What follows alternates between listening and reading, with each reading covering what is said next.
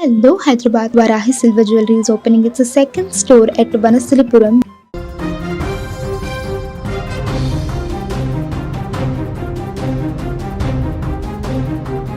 దేశ రాజధాని ఢిల్లీలోని ఓ సిఎన్జి ఫ్యూయల్ స్టేషన్లో జరిగిన ఘోర ప్రమాదం ముగ్గురు సిబ్బందిని బలి తీసుకుంది.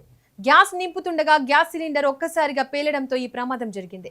ప్రమాదంలో ఓ యువకుడు అక్కడికక్కడే మృతి చెందగా మరో ఇద్దరు చికిత్స పొందుతూ ఆసుపత్రిలో మృతి చెందారు.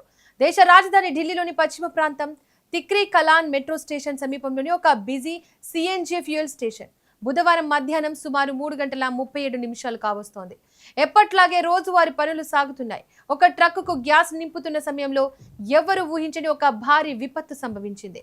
ట్రక్కులో ఉన్న సిలిండర్ ఒక్కసారిగా ఊహించని రీతిలో పేలిపోయింది. ఆ పేలుడు ధాటికి పంపు మొత్తం అల్లకల్లోలమైంది.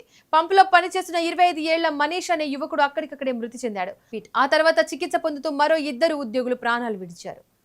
ఇక్కడ అందరిలోనూ మెదిలే ఒక్కటే ప్రశ్న: ఇంతటి తీవ్రత కలిగిన గ్యాస్ స్టేషన్లలో పటిష్టమైన భద్రతా ప్రమాణాలు ఎందుకు పాటించలేదు?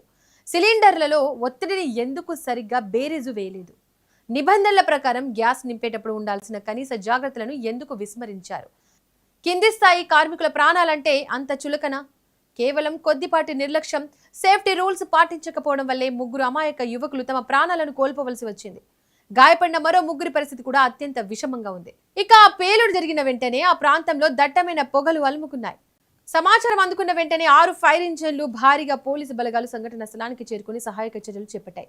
మంటలను ఆర్పే ప్రయత్నం చేశారు. అప్పటికే రక్తం మడుగులో పడి ఉన్న క్షతగాతులను ఆసుపత్రికి తరలించేసరికి జరగాల్సిన అనర్థం జరిగిపోయింది.